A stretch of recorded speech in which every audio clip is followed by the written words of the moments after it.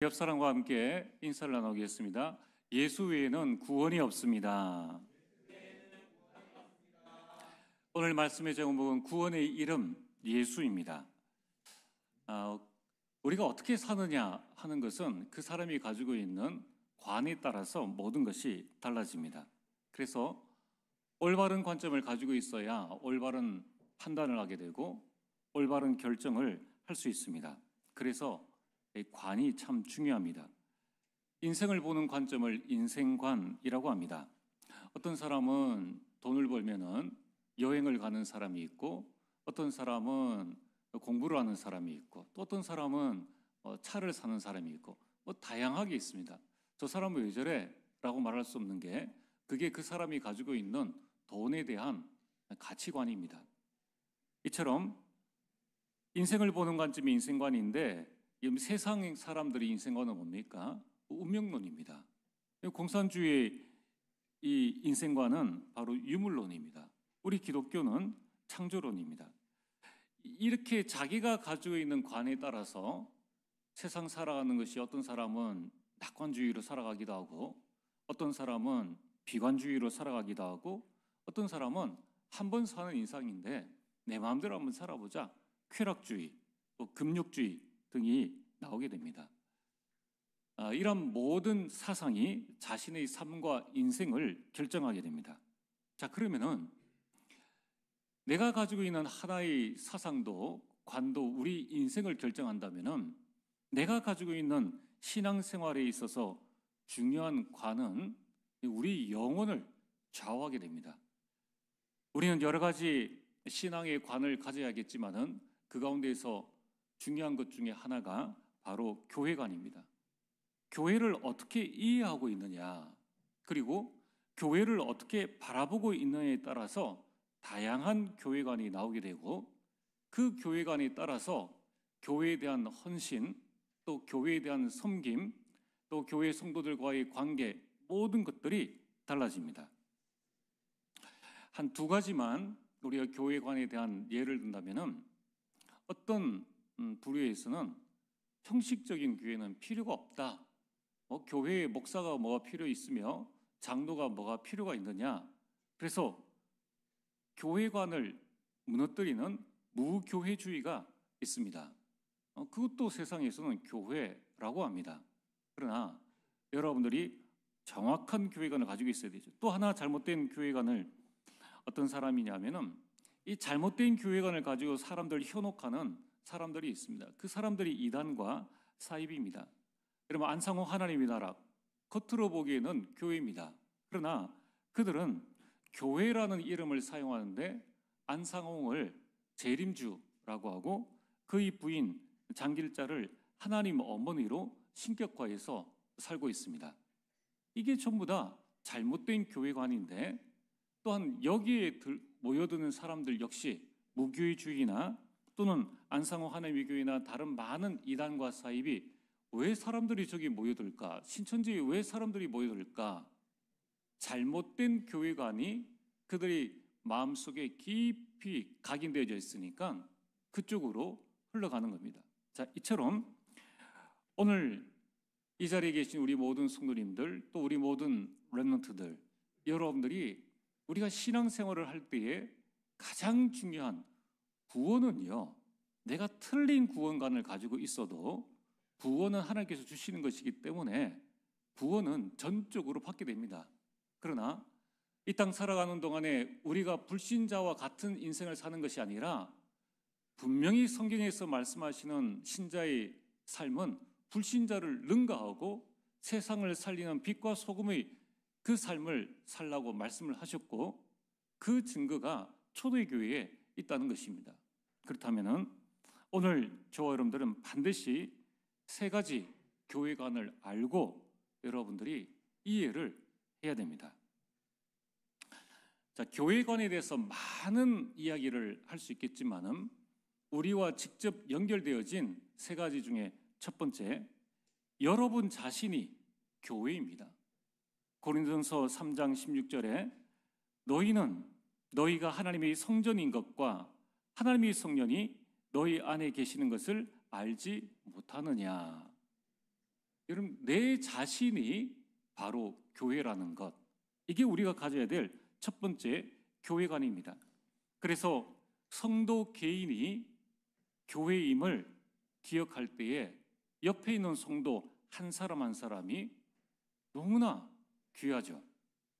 그 성도 안에 하나님의 성령이 계신다는 거예요. 두 번째 우리가 기억해야 될 교회관은 바로 지역교회입니다.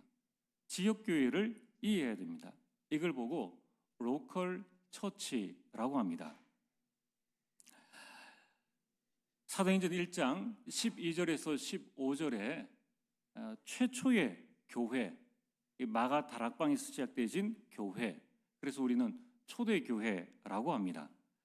그럼 이 최초의 교회가 바로 초대교회가 되어집니다. 초대교회 이후에 이제 각 지역을 대표하는 교회들이 서게 됩니다. 초대교회를 중심으로 해서 안디옥에는 안디옥교회, 또 복음이 전파되어져서 마게도냐 교회, 아시아 교회, 로마 교회, 이런 곳곳에 교회들이 서게 됩니다. 이러한 교회들이 부흥하고 성장하여서 오늘날 우리 트리니티 교회 같은 각 교회 건물과 성도들이 모여있는 그런 교회를 보고 로컬 처치, 지역 교회라고 합니다. 그래서 오늘날 우리가 보통 교회다라고 할 때는 이러한 트리니티 교회 또는 하나교회 또는 무슨 교회라고 말할 때 그 의미가 뭐냐면은 로컬 처치를 말하는 겁니다. 우리는 여기에 대한 정확한 교회관을 가지고 있어야 됩니다. 또 하나, 이제 여러분들이 마지막으로 우리와 연결되어져서 이해해야 될 교회관이 현장 교회입니다. 이걸 보고 파라처치라고 합니다. 사도행전 5장 42절에 보면은 그들이 날마다 성전에 있든지 집에 있든지 예수는 그리스도라고 가르치기와 전도하기를 그치지 아니하니라. 성전에서도 또 집에 있든지라고 말씀합니다. 이런 마가다락방 교회, 이 초대 교회의 성도는 집에서도 말씀 운동을, 집에서도 전도 운동을 했습니다. 집을 교회화한 것입니다. 이걸 보고 현장 교회, 그리고 파라처치라고 합니다. 여러분, 이제는 현장 교회를 통해서 현장이 살아나고 생명 운동이 본격화되어졌습니다. 자, 그래서 여러분들이 나 자신이 교회이기 때문에 반드시 개인화를 해야 합니다. 내 안에 계신 성령께서 나와 함께 하시고 모든 기도에 응답하시는 이 응답들을 내 것으로 만들어야 한다는 거예요. 개인화된 대표적인 사람이 아브라함입니다. 그가 75세에 아무것도 없이 떠났는데 나중에 이 개인이 교회임을 알고 그 개인이 교회화의 축복을 누리니까 어디를 가든지 무엇을 하든지 주신 말씀대로 복의 근원이 되어졌고 나중에는 한 가문을 이루었고 나중에 애굽을 살리는 그 복음의 명문 가문이 되어집니다. 여러분 자신이 교회임을 알고 교회화하게 될 때에 무너지지 않는 축복을 누릴 때에 내게 주시는 하나님의 축복은 어마어마한 것입니다. 그래서 나 한 사람이 교회 살릴 수 있다. 이게 여러분들이 올바른 교회관입니다. 그래서 우리는 또한 그런 개인은 반드시 교회화가 되어져야 됩니다. 여러분, 우리가 아이를 낳고 난 다음에 이제부터 네가 알아서 잘해봐라 그러지 않습니다. 집에 데리고 와서 지극정성으로 아이를 돌봐줍니다. 반드시 영접되어진 사람이 교회화가 되어질 때에 그는 더 큰 하나님의 응답을 누리게 됩니다. 마태복음 28장 19절에 이렇게 말씀합니다.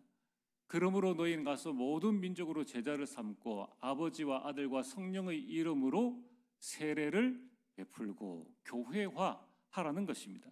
그래서 우리가 전반기 하반기 교회에서는 세례를 베푸는데 그때 뭐라고 공포합니까?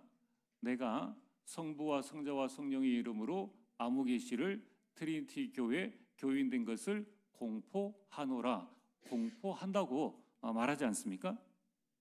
그게 교회라는 거예요.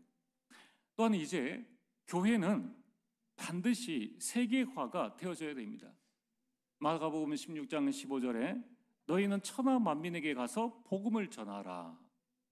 그래서 여러분이 세 가지를 기억하셔야 됩니다. 개인 교회는 반드시 나 자신이 교회임을 알고 여러분이 복음과 말씀과 기도와 전도를 개인화해야 됩니다. 또한 우리 지역교회에서는 많은 우리 성도들을 교회화해야 됩니다. 교회에서 함께 사도의 가르침을 받고 서로 교제하고 떡을 떼며 기도할 수 있도록끔, 그래서 양육하고 성장할 수 있도록끔 해야 됩니다. 그러면서 이제 우리는 현장 교회를 통하여서 세계화를 준비해야 됩니다. 이러한 개인화, 교회화, 세계화의 결론은 결국 복음화입니다. 여러분들이 이 사실을 잘 붙잡으시고 하나님의 인도를 교회 중심으로 받게 되면은 여러분의 가정 가문은 나중에 복음의 명문 가문이 되어집니다. 자, 그래서 이 세 가지 교회가 모두 다 중요합니다. 그러나 그 중에 전체를 이끌어가는 가장 중요한 것이 로컬 교회, 지역 교회, 지금으로 말하면 우리 트리니티 교회가 가장 중요합니다. 자, 개인은 이런저런 사정으로 시험 들 수 있습니다. 개인이 무너졌을 때에 돌아올 수 있는, 다시 신앙을 회복할 수 있는 길이 있어야 되는데 그게 바로 로컬 교회, 바로 트리니티 교회라는 거예요. 그래서 여러분들이 교회는 오고 오는 세대, 주님 재림시 그때까지 계속 교회는 세워지고 하나님의 응답과 축복들을 받아 나가야 됩니다. 어떻게 우리가 현장을 전도해야 될 것인가? 가장 중요한 것이 로컬 교회를 통하여서 우리 현장을 살리고 전도하고 그들을 또 데리고 와서 양육하는 이런 작업들이 바로 로컬 교회, 트리니티 교회에서 이루어집니다. 자, 그런데 여기에서 오늘 여러분들이 세 가지를 마음속에 정확하게 붙잡으셔야 이제 여러분들이 앞으로 말세에 일어날 여러 가지 많은 일들에 대해서 흔들리지 않는 거예요. 자, 첫 번째, 여러분 무엇을 이해하셔야 되는가? 로컬 교회 안에, 우리 트리니티 교회 안에 파라가 있는데 두 가지 파라가 있습니다. 자, 성도를 살리는 파라, 그러니까 현장 교회가 있다는 거예요. 우리 교회 안에 성도를 살리는 현장 교회가 뭐냐 하면은 그게 구역 예배입니다. 구역 예배를 왜 드리느냐? 아니 지금 한 번 예배로 끝나면 되지 않느냐? 구역 예배는 그 지역, 그 구역에 있는 성도들을 그 현장에서 살리기 위한 파라의 현장의 조직이라는 거예요. 그러면서 또한 우리는 이 다섯 기초, 초대교회가 집에서 말씀운동, 전도운동을 했습니다. 그걸 보고 지교회라고 합니다. 그 땅을 살릴 수 있는, 그 지역을 살릴 수 있는 교회, 이렇게 해서 지교회라고 합니다. 그래서 우리는 끊임없이 구역 예배는 성도들 중심의 파라 현장이요, 지교회는 전도를 위한 파라의 현장입니다.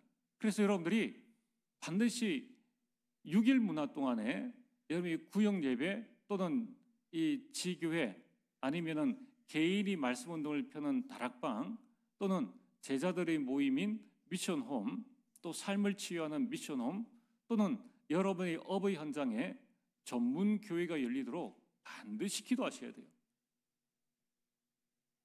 자, 그러면서 두 번째로 기억해야 될 게 뭐냐면은 현장 교회, 이걸 파라처치라고 합니다. 자, 현장 교회 안에 로컬 교회를 돕는 파라가 있어요.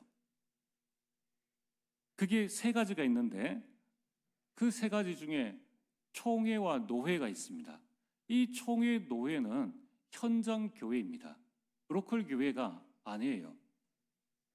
이 총회와 노회는 교회 행정을 돕는 파라입니다. 자, 이제 파라라는 단어를 쓸 때에 현장이다라고 여러분들이 인식을 하시면 되겠습니다. 그래서 이 파라의 노회와 총회는 뭐냐?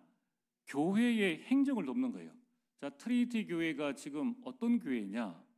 어느 소속이고 대한민국에서 어떤 위치에 있는 부분이냐라는 것을 증명해 주는 게 총회와 노회입니다.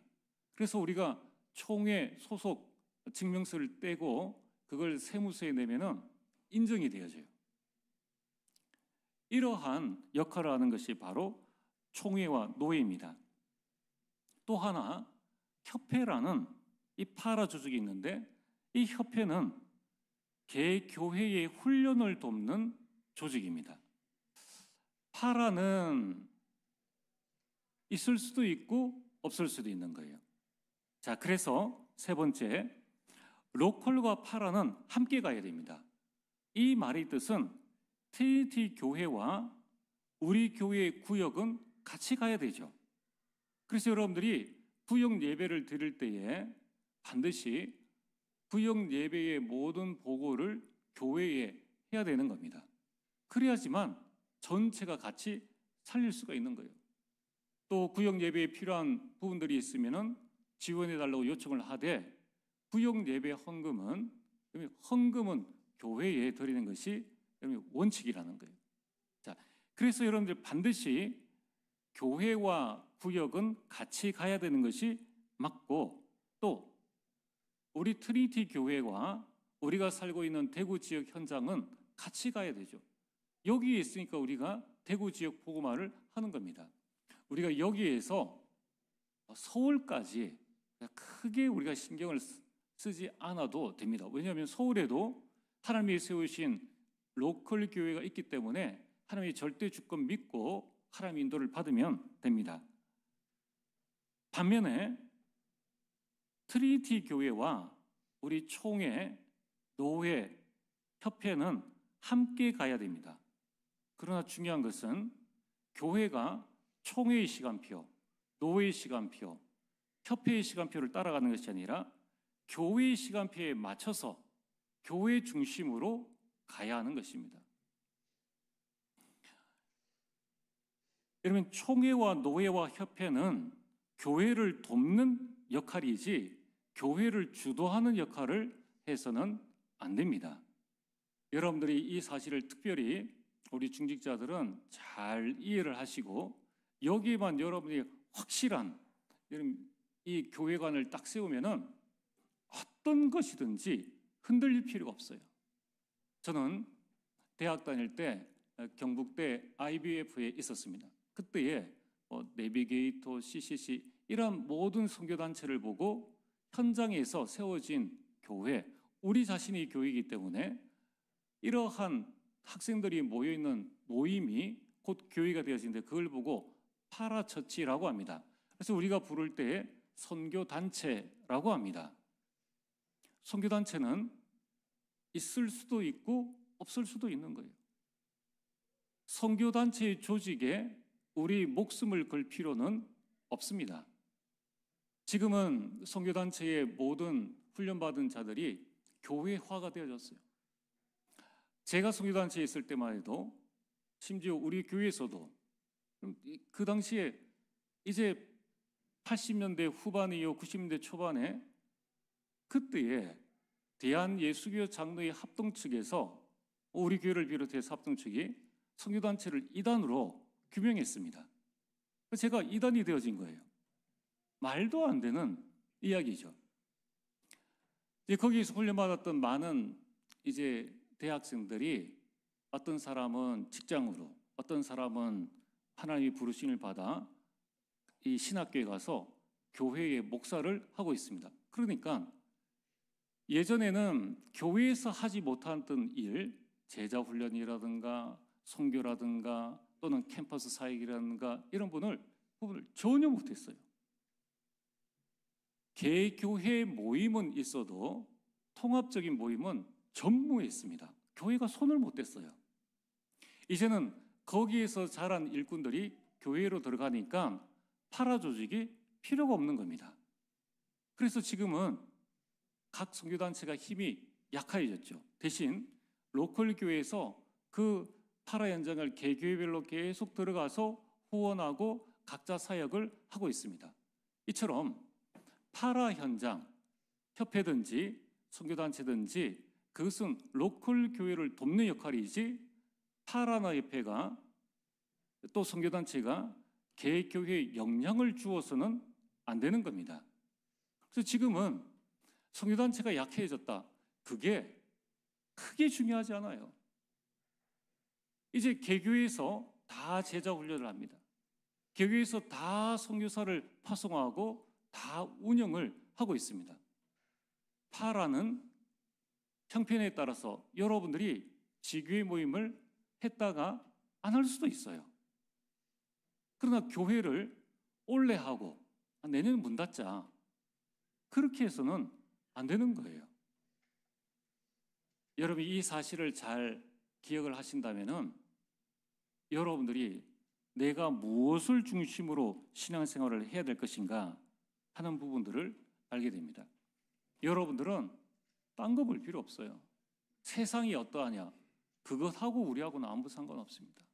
노회, 총회, 협회가 어떠하냐 그것하고 우리 교회하고는 아무런 상관이 없어요. 남 일 때문에 우리끼리 싸울 필요는 없습니다. 그럼 김정은 때문에 부부가 이혼할 필요 있습니까? 여당, 야당 때문에 부부가 그것 때문에 싸울 필요가 뭐가 있느냐는 거예요. 교훈 삼고 더 좋은 방향으로 나갈 수 있도록 준비하면 된다는 겁니다. 자, 여러분들이 나중에 여러 사람들을 만나보고 또 여러분들이 여러 일들을 정말로 해나가야 될 때 이 교회관이 흔들리면은 그때는 다 흔들립니다. 그래서 여러분들이 오늘 말씀이 지금 당장에 내게 이게 무슨 말씀인가 싶은 생각이 들 때가 있을 거예요. 그러나 여러분들이 이 말씀을 꼭 기억을 하셔야 됩니다. 자, 오늘 본론 말씀입니다. 구원의 이름 예수, 아무도 복음의 역사는 막을 수 없습니다. 오늘 사도행전 4장은 오순절 성령 강림 이후에 초대교회에 능력 있는 복음의 역사가 어떤 반응을 불러왔는지를 보여주고 있습니다. 베드로와 요한은 성령의 능력으로 안전뱅이를 일으켰습니다. 그 일로 인해서 많은 백성들은 놀랐지만은 이 유대 종교 지도자들은 그들을 시기하고 왜 예수 이름으로 그를 고치냐면서 종교 재판 앞에 세우게 됩니다. 자, 오늘 본문 말씀을 통해서 하나님께서 주시는 교훈은 무엇입니까? 첫 번째, 3절에 보면은 이렇게 말씀하고 있습니다. 그들을 잡음에 날이 이미 저물었으므로 이튿날까지 가두었으나. 사도들은 가둘 수 있지만은 4절에 말씀을 들은 사람 중에 믿는 자가 많으니라고 말씀하고 있습니다. 복음은 가둘 수 없다는 거예요. 그럼 복음은 절대로 가둘 수 없습니다. 종교 지도자들은 사도들을 가두었습니다. 그러나 복음의 말씀은 절대로 매이지 않습니다. 자, 오늘 1절 말씀을 한번 살펴보면은 보세요. 1절에 사도들이 백성에게 말할 때입니다. 말하고 나서가 아니라 지금 이렇게 설교하고 있는 때에 대제사장들과 성전 맡은 자, 이 성전의 총책을 맡고 있는 체포권을 가지고 있는 사람입니다. 그리고 사두개인들이 이르러 이 베드로와 요한을 잡았다고 했잖아요. 자, 그러면은 어떻게 되어집니까? 이 모습을 본 사람들은 야, 이게 무슨 일이냐 하면서 흩어져야 되고, 야, 저거 뭐 지금 우리 종교 지도자들, 우리 제사장이 나와서 저들을 잡아가네? 저거 뭐 이상한 단체 아니야? 이렇게 하면서 의심하고 또 두려운 마음에 흩어져야 될 것인데 또 도망가야 되지 않습니까? 그런데 어떻게 되어졌습니까? 베드로가 전한 말씀을 들은 사람 중에 믿는 자가 많았는데 남자의 수만 약 5천이나 되더라. 교회에 남자가 많습니까? 여자가 많습니까? 여자가 3배는 많아요. 그러면 남자를 뺀 여자와 아이들까지 친다면 어마어마한 숫자가 되어집니다. 잡혀가는 사도들을 보면서 그들이 도망가지 않고 오히려 그 자리에서 예수 그리스도를 믿게 되었는데 이게 뭡니까? 말씀의 능력, 복음의 능력이라는 것입니다. 여러분, 베드로 디모데후서 2장 9절에 하나님의 말씀은 매이지 아니하리라. 사도들은 복음을 전하다 붙잡혔지만은 복음의 역사는 멈추지 않았습니다. 이런 복음은 하나님의 능력입니다. 로마서 1장 16절에 이 복음은 모든 믿는 자에게 구원을 주시는 하나님의 능력이 됨이라. 복음은 하나님의 능력이기 때문에 아무도 막을 수 없습니다. 여러분이 정말로 여러분들이 복음을 붙잡고 있다면 이 복음은 완전하고 충분하고 모든 것이기에 어떤 환경에도 어떤 고난에도 어떤 핍박이 와도 이것을 초월하게 됩니다. 오히려 복음은 박해 속에서 더 자라나게 됩니다. 오늘 두 번째로 복음은 세상을 초월합니다. 종교 지도자들은 성전에서 예배를 드리는 자들입니다. 그들은 율법도 공부했고 기도도 드렸습니다. 그런데 그들은 예수님이 누구신지 몰랐습니다. 예수 이름의 그 권세와 능력을 알지 못했습니다. 이 종교 지도자들의 신앙은 뭡니까? 디모데후서 3장 5절에 경건의 모양은 있으나 경건의 능력은 부인하는 자들입니다. 그래서 여러분, 이 복음은 세상의 지식, 세상의 철학과 과학과 의학, 이 모든 것을 능가합니다. 유대교의 종교 지도자들은 바로 싱크탱크와 똑같습니다. 최고의 두뇌자들을 모인 곳이 바로 그 종교 지도자들입니다. 그들은 모음도 없는 히브리어 글자를 다 읽을 수 있습니다. 모음이 없는데 자음만으로 글자를 읽을 수 있다는 거예요. 그 말은 뭐냐면 다 외웠다는 겁니다. 그들은 구약의 모든 성경들을 다 외웠습니다. 그들은 철저하게 11조를 했습니다. 또 구약의 모든 절기를 하나도 빠짐없이 다 지켰고 특별히 토요일을 안식일로 해서 거룩하게 지켰습니다. 그런데 오늘 그들이 묻질 않습니까? 그렇게 많이 배운 자들이 아무것도 배운 것 없는 어부 베드로에게 묻습니다. 7절에 사도들을 가운데 세우고 묻되 너희가 무슨 권세와 누구의 이름으로 이 일을 행하였느냐? 자신들은 그렇게 성경을 보고 그렇게 율법을 공부하고 외우고 24시 성전에서 기도드린다 하면서 베드로가 알았던 그 예수 이름과 그 권능을 그들은 전혀 몰랐다는 것입니다. 여러분, 이처럼 복음은 세상의 모든 것을 능가하게 됩니다. 오늘 이 자리에 계신 우리 모든 산업인들, 우리 모든 직장인들, 우리 모든 렘넌트들, 여러분 오직 복음 속에 있게 되길 주의로 축복합니다. 여러분이 오직 복음 그리스도 안에 있으면은 여러분의 영적 서밋이 딱 되어집니다. 어떤 것이 와도 흔들리지 않아요. 그러면 세상을 능가하는 달란트를 가지고 기능 서밋에 서게 됩니다.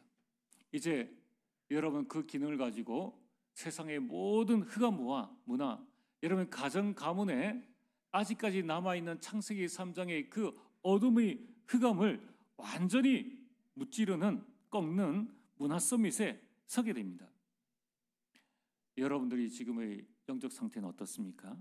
이제 정말 생명력 없는 종교 생활에서 벗어나야 됩니다.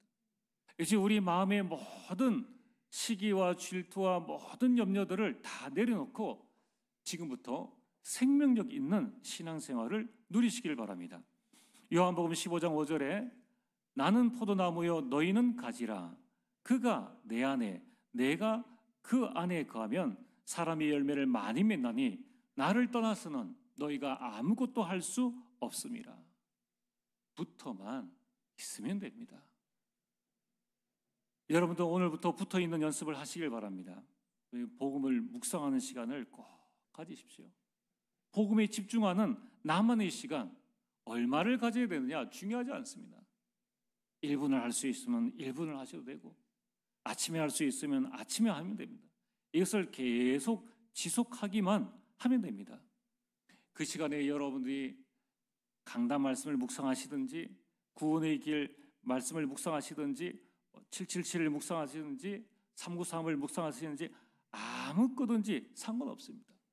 내가 하나님께 집중할 수 있는 그 시간에 나의 것을 가지고 묵상하고 기도하시길 바랍니다.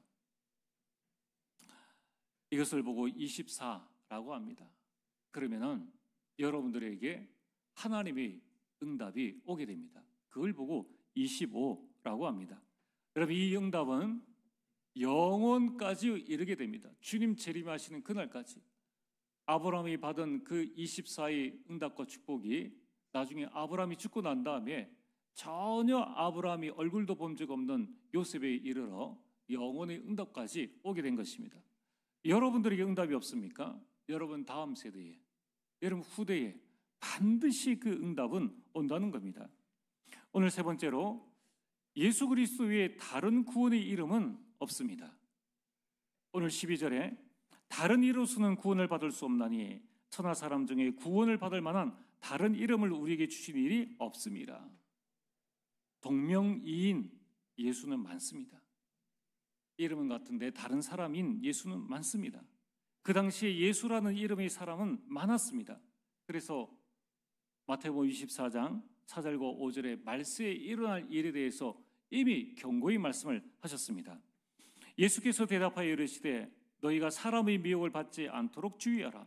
많은 사람이 내 이름을 와서 이르되 나는 그리스도라 하여 많은 사람을 미혹하리라. 여러분, 이 베드로는 사람의 협박과 사람의 미혹에 흔들리지 않았습니다. 베드로는 성령 충만하여서 사내들인 공회에서 담대히 선포했습니다. 구원자 예수는 오직 한 분이다. 요한복음 14장 6절에 예수만이 그 길이요, 그 진리요, 그 생명이라고 담대히 선포했습니다. 오늘 말씀의 결론입니다. 예수 외에는 절대로 구원이 없습니다. 다른 이름을 주신 적이 없다는 거예요. 그렇다면 이제 구원받은 자로서 우리가 해야 할 일은 명백합니다. 첫 번째, 구원받은 자의 신분을 누리는 겁니다. 여러분들 하나님의 자녀요, 왕 같은 제사장입니다. 하나님은 여러분들을 통하여서 여러분의 가정과 가문, 여러분의 파라의 모든 현장을 살리기를 원하십니다. 내일 여러분들이 왕의 신분으로, 또 만왕의 왕 대신 그 왕의 아들이요 왕의 딸임을 알고 담대히 나아가시길 바랍니다. 이제 우리는 두 번째로 구원받은 자의 특권을 누리시길 바랍니다. 여러분 하나님의 자녀입니다. 로마서 8장 17절, 양자로 하나님께서 우리를 자녀 삼아 주셨습니다. 하나님의 자녀라니까 무엇을 두려워할 필요가 있습니까? 이제 여러분들은 하나님의 자녀에게 주신 특권, 가는 곳마다 모든 흑암을 꺾으시길 바랍니다. 육신 싸움 할 필요가 없어요. 여러분들을 위해서 하나님께서는 하늘의 천군 천사를 동원하십니다. 기도하시길 바랍니다. 여러분들의 배경은 천국입니다. 천국은 침노한 자의 것이라 여러분들이 마음껏 부르시길 바랍니다. 하나님은 여러분들에게 237 5층 종족 세계를 보호할 수 있는 특권을 주셨습니다. 마음껏 살리시길 바랍니다. 여러분의 그릇을 크게 넓히시길 바랍니다. 마지막으로 우리는 구원의 비밀 예수만 전하면 됩니다. 로마서 1장 16절에 복음을 부끄러워하지 아니하였다라고 합니다. 여러분 이제 복음을 부끄러워하지 말고 담대히 구원의 비밀 예수를 전하게 되기를 주의 이름으로 축복합니다. 전능하신 아버지 하나님 참으로 감사를 드립니다. 구원의 이름 오직 예수 그리스도만 붙잡고 예수 그리스도만 누리게 하시고 예수 그리스도만 증거하는 주의 백성 되게 하여 주옵소서. 예수님 이름으로 기도리옵나이다. 아멘.